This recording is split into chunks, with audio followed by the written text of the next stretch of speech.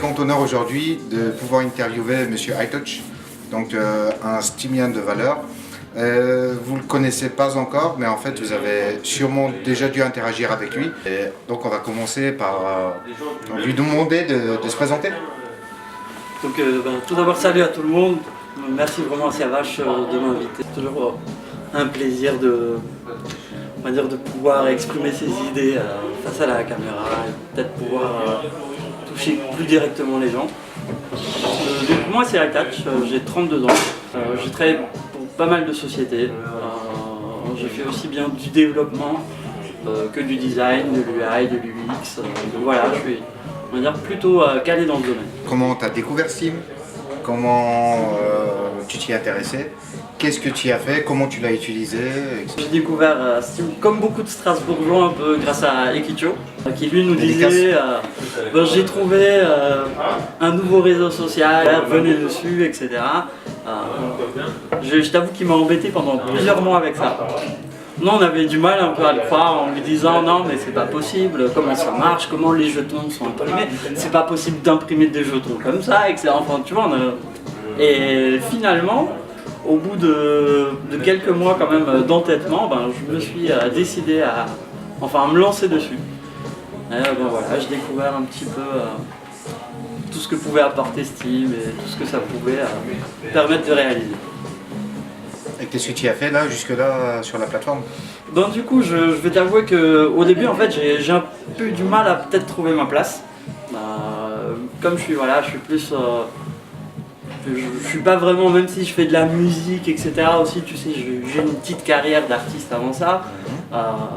Je me suis dit, est-ce que j'essaye de balancer quelques sons, de me mettre, tu vois, de jouer sur mon côté artistique, et en fait je me suis rendu compte avec quelques petites publications qu'en fait c'était pas vraiment ce dont j'avais besoin, et surtout j'ai appris à connaître Steam et avoir toutes les opportunités pour un développeur tel que moi, donc pour pouvoir justement créer de nouvelles plateformes ou peut-être travailler comme je l'ai fait avec des tubes, travailler sur des plateformes qui sont déjà existantes pour pouvoir les ramener à un autre niveau, on va dire pour permettre l'adoption de masse. C'est vraiment ça que j'avais en tête. Et juste avant de parler de ton nouveau projet, de l'objet même de cette interview là, est-ce que tu peux brièvement nous dire ce que tu as vraiment concrètement fait sur la plateforme en fait? Jusque-là. Concrètement. Est-ce que tu as blogué? Est-ce que tu as... En fait voilà, concrètement j'ai blogué un tout petit peu. J'avoue que c'est pas mon fort non plus, enfin je pense que ça se ressent, même si j'essaie de jouer les jeux, j'essaie de faire quelques trucs comiques, etc. Je pense qu'il y a des gens qui sont qui sont plus talentueux à ce niveau-là pour écrire et qui ont sûrement plus l'envie que moi. Moi de mon côté, je me suis dit plutôt que bloguer, faire des vidéos, j'allais me mettre à vraiment bosser, on va dire, sur les applications. Donc j'ai eu la chance de rencontrer I'm in Danger, Adrien, avec qui on a fait un bout de chemin sur des tubes. Je pense avoir apporté autant à des tubes que moi j'en ai retiré personnellement. Donc c'était vraiment une belle expérience. Un peu comme dans tous les projets Steam. Exactement, c'est ça, c'est vraiment en fait... gagnant-gagnant. Exactement, dans Steam je pense qu'il y a ça, il y a vraiment... c'est aussi la barrière, on est sur internet, donc on va se juger sur nos travaux, sur ce qu'on fournit, et on va partager. C'est vraiment un échange avant tout, en fait c'est vraiment ça que j'apprécie dans Steam. Steam, ça fait justement, c'est un réseau social. Ça porte ce nom, c'est vraiment pour qu'on soit de plus en plus à partager, voilà. Alors maintenant, l'objet phare de l'interview, il faut absolument que tu nous expliques Foundation. Foundation, donc c'est quelque chose que tu as fondé tout seul, en groupe En fait, je vais t'expliquer, donc quand j'étais encore chez Detube, donc dans l'équipe Detube que je développais, j'avais pour idée, en fait, je vais dire ça honnêtement, mais je ressentais en fait une certaine impuissance à pouvoir aider de beaux projets, qui étaient aussi bien sur la plateforme Detube que sur d'autres plateformes, tu vois. Et de cette impuissance est née une petite frustration, j'ai envie de dire, où je me disais c'est dommage quand même, et on est beaucoup à ressentir ça, hein, je le vois rien qu'avec la communauté française. On a beaucoup de problèmes à mettre en avant les contenus de qualité et à pouvoir les soutenir. Là, ça part un peu de ce constat-là, de cette frustration-là.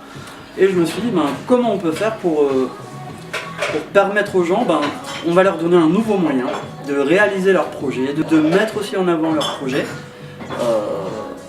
justement avec l'aide de Steam, la blockchain Steam qui nous permet de faire ça.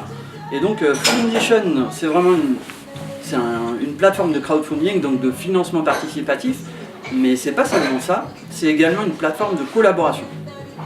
Donc c'est du crowdfunding participatif et collaboratif. Alors attends, à ce stade-là, juste pour la compréhension de tous, parce que en fait, je pense que moi je suis un peu comme tout le monde dans Steam, je suis très néophyte par rapport à beaucoup de concepts. En vulgarisant, on dit toujours que Busy égale Facebook, Zappel égale Twitter, DTube égale YouTube, Foundation égale. En fait, je pense que Foundation égale Kickstarter, Patreon, Indiegogo, Tipeee, enfin on essaye de vraiment répondre à toutes ces problématiques-là auxquelles ces sociétés existantes répondent déjà. Donc dans un premier temps, mais c'est encore... Donc tu as d'autres projets encore à l'avenir? C'est pas que j'ai d'autres projets, c'est que... Enfin, ça va paraître bête de dire ça, mais nous réduire à un Kickstarter, je trouve pas que ce soit juste. Sur Foundation, quand on fait des bons, ça s'apparente à Kickstarter. D'accord. Moi je suis d'accord. Enfin, sur ce point, c'est du Kickstarter. On a une plateforme de financement participatif où on peut donc financer des projets. Les créateurs peuvent faire des mises à jour à la Patreon. Donc, ce qui veut dire qu'on peut il y a une évolution dans le projet. Voilà, exactement. En fait, en tant que créateur, on peut vivre de ses créations. C'est ce que propose Patreon, contrairement à Kickstarter, qui permet de lancer un seul projet pour une durée limitée. Patreon permet de faire des projets sur une durée limitée. Tant que le créateur produit et que les fans sont prêts à payer pour ce contenu, ça marche. Donc, on a en fait déjà cette base où on regroupe en fait toutes ces plateformes. On est, j'ai envie de dire, sur un point d'égalité, sauf que nous, on ne prend pas de frais, contrairement à toutes les plateformes. Mais concrètement, maintenant, j'ai un projet par rapport à Steam. Je veux dire, comment faire? Comment Foundation va m'aider? Qu'est-ce que je dois faire? Où est-ce que je dois m'inscrire? Où est-ce que je dois aller? Comment je dois m'y prendre? Et comment un peu faire ma pub aussi pour pouvoir ramener des gens vers mon projet? Écoute, je pense que du moment où tu as un projet, le mieux, c'est vraiment d'abord de visualiser le projet dans sa tête, je dis ça pour tout le monde, de se définir des objectifs. Et je pense que là, en fait, pour le moment, on a une vingtaine, 22 ou 23 projets sur notre plateforme. Dont le mien. Dont le tien, qui est plutôt réussi. Mais j'ai remarqué en fait que la plupart des gens, pour venir faire leur projet, ils viennent sur notre plateforme. Ils peuvent se loguer avec Steam Connect, qui leur permet d'avoir une connexion sécurisée à notre site. Les personnes sur notre plateforme ont des fois du mal à mesurer leurs ambitions. Je sais pas si tu comprends ce que je veux dire, mais ils vont définir des objectifs assez hauts. On est encore une toute nouvelle plateforme, on n'a pas les moyens d'autres plateformes ou le support d'autres plateformes qui sont existantes depuis très longtemps. Donc les gens viennent créer leur projet. Moi je pense le meilleur conseil que je puisse donner, c'est vraiment de mesurer d'abord la faisabilité du projet et de mesurer en fait chaque étape et de faire des projets vraiment logiques. Venir demander 200 000 € sur Foundation, c'est pas une bonne idée à l'heure d'aujourd'hui. Ça se fera sûrement demain. Maintenant, on va dire qu'on a des petits projets. Pour vos petits projets, vous venez sur la plateforme Foundation, vous vous connectez, vous avez un petit bouton qui vous permet de créer un nouveau projet. Vous donnez une petite description de votre projet, vous choisissez une cover, vous pouvez définir des bénéficiaires pour votre projet. Ça, c'est un peu les key features qu'on a et dont j'aimerais te parler un peu plus tard, comme le fait de pouvoir donner sans argent. Comme toujours, quand on parle d'argent, quand on parle de contribution, on pense forcément contribution financière. Exactement, en fait on peut tout simplement financer un projet sans même aucune participation matérielle. Toi, je vais parler rapidement de ton projet pour le prendre comme exemple.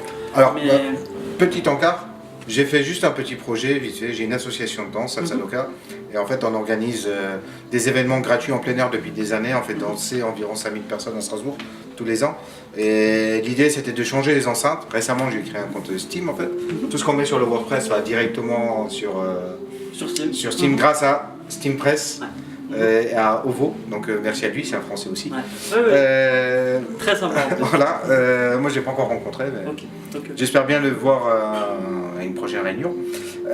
Donc c'était un tout petit projet comme ça, en plus c'était pour essayer quoi. Acheter des enceintes pour faire danser les gens l'été gratuitement à Strasbourg.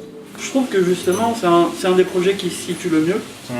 On va prendre ce projet comme exemple. Toi en fait tu veux voulais acquérir des haut-parleurs pour l'association. Ce que moi je peux faire en fait pour t'aider, la blockchain Steam rémunère les contenus.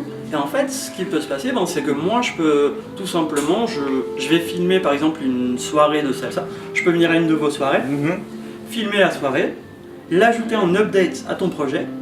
Donc finalement, je donne pas d'argent, je vais donner un peu de mon temps. Donc c'est un peu comme ce que tu expliqué avant. Un peu de bénévolat. Exactement, un peu de bénévolat.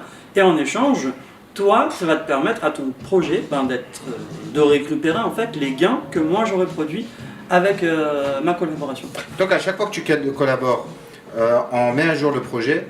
Et en fait, c'est ce qui nous permet de prolonger en fait un poste au-delà des 7 jours. D'accord, ouais. Ce qui n'est pas possible sur la blockchain aujourd'hui. Comment tu fais? Tu génères un nouveau poste en récupérant l'ancienne, le contenu d'ancienne? En fait, pour faire simple, je vais te dire... T'as pas peur de te faire striker par Cheetah? Bonjour Cheetah. Non, en fait, on duplique pas des postes. On duplique jamais de postes. En fait, ce qu'on va faire, c'est qu'on a un système. Nous, on récupère les données de la blockchain Steam. Et ce qu'on fait, c'est que ton projet contient un tag qui, lui, peut être récupéré via les updates. Par contre, il faut bien savoir que n'importe qui ne peut pas se permettre de faire des updates sur ton projet si toi, tu ne le veux pas. Et que si tu veux faire des updates via d'autres plateformes, ça va être possible là, dans les prochains jours. Donc tu pourras créer ton projet Foundation et faire tes mises à jour via Buzzy, Daylive ou n'importe quoi. Enfin, en y réfléchissant comme ça, en fait, c'est infini quoi. Bah, on est encore au début. Donc, vu que c'est très très ambitieux comme ça, en fait, est-ce que vous avez essayé de contacter des investisseurs justement pour un, vous aider, deux, vous soutenir, trois, pouvoir contribuer eux sur les projets à peu de place, je vais t'avouer qu'au début, Foundation, et c'est pas dédié à faire du profit. Moi et toute mon équipe, il y a une douzaine de personnes, je les salue tous, ils sont adorables. Notre but, c'est pas de vraiment faire du gain personnel, c'est vraiment de fournir un outil qui puisse être utile à l'humanité avant tout. C'est vraiment ça. Au début, on se refusait justement à aller vers les personnes pour leur demander du support. Je préfère en fait, je fonctionne beaucoup au karma. Si je vois quelqu'un de sympa qui peut nous aider, je vais me permettre de lui demander. Alors, ce que je veux dire, c'est que n'importe quel Steamian, il peut venir vous aider. Ça se passe sous quelle forme? C'est délégation? Exactement. En fait, là, on est en train de mettre en place le système parce que j'ai remarqué que nos fondateurs, en fait, les personnes qui ont des projets sur Foundation, ressentent un petit peu un manque de soutien. Tu vois, après peut-être qu'ils imaginent que nous on est prêt à mettre de notre poche, enfin moi j'aimerais bien, si je pouvais je mettrais de ma poche et je ferais en sorte que tous les projets soient réussis, mais c'est pas possible et c'est pas le but non plus vraiment, c'est que les gens puissent s'aider entre eux, qu'ils puissent collaborer, etc. On ne prend pas de commission et j'ai envie de te dire que en plus de ça, nous ce qu'on imagine c'est que les personnes qui prennent part à ça, qui nous supportent, qui supportent nos créateurs, doivent être récompensés par un moyen. Et je pense que, j'ai pas envie de parler très grand, mais on réfléchit à un SMT pour le futur. Et pourquoi ne pas les récompenser via ce SMT pour leur participation? Donc il y aura des jetons Foundation. Exactement. Je pense qu'il y aura un Earth Token qui va symboliser, le don. C'est Net qui va être content parce que à Steamfest justement il nous a présenté les SMT comme étant l'avenir absolu de Steam. Exactement.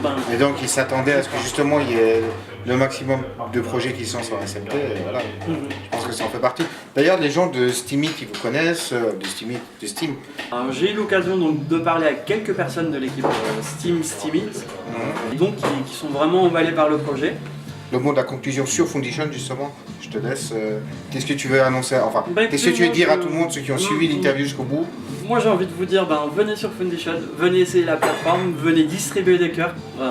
Faut vous dire vraiment, faut vraiment imaginer que c'est une plateforme où on donne avant de recevoir. On est vraiment là-dedans. N'attendez pas à recevoir beaucoup pour l'instant, mais venez partager avec nous cette aventure parce que c'est vraiment une grosse aventure qui démarre. D'ici quelques mois, on aura l'application mobile. Déjà. On est en train de travailler sur la version coréenne, on travaille sur la version chinoise Et voilà, c'est le but.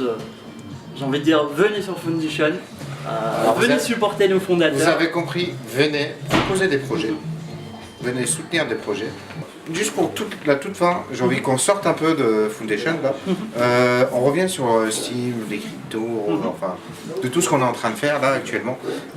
Si tu avais un conseil à donner à un jeune Steamien, qu'est-ce que tu donnerais comme conseil?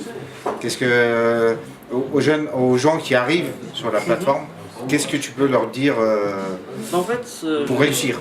Pour réussir, je pense que Steam c'est un écosystème assez complexe. Faut vraiment en fait venir avec l'envie de réussir, c'est très bien. C'est être ambitieux, c'est très bien.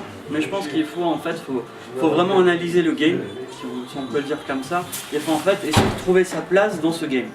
Donc beaucoup observer. Beaucoup observer, voir ce que font les autres. Et essayer voilà, d'amener quelque chose de complémentaire. En fait, on est vraiment sur des vraiment toutes nouvelles technologies. Steam est existant, ça va faire 2 ans et quelques que Steam existe. C'est encore la base. Il y a encore tout à faire. Donc, on est encore en version bêta partout. Exactement. Pour un nouveau Steamien, il y a encore tout à faire. Vu que c'est Kicho qui nous a tous ramenés sur Steam, on va lui rendre hommage et on va finir avec une situation qui m'a dit, enfin une phrase qui m'a dite et qui m'est restée en mémoire. Sur Steam, la seule limite, c'est vous. Exactement. Merci iTouch. Je te dis à la prochaine sur des. Je pense que je vais te solliciter sur une des prochaines vidéos que je vais faire sur le fonctionnement du Steam, sur la création monétaire, l'inflation, etc. On va vraiment essayer d'expliquer ça en images, de manière claire, pour que vous compreniez un peu comment ça va et que vous puissiez, quand vous faites la promotion de Steam auprès de vos potes, de pouvoir expliquer à la question de base mais comment ça marche. Très important. Ciao les Simiens.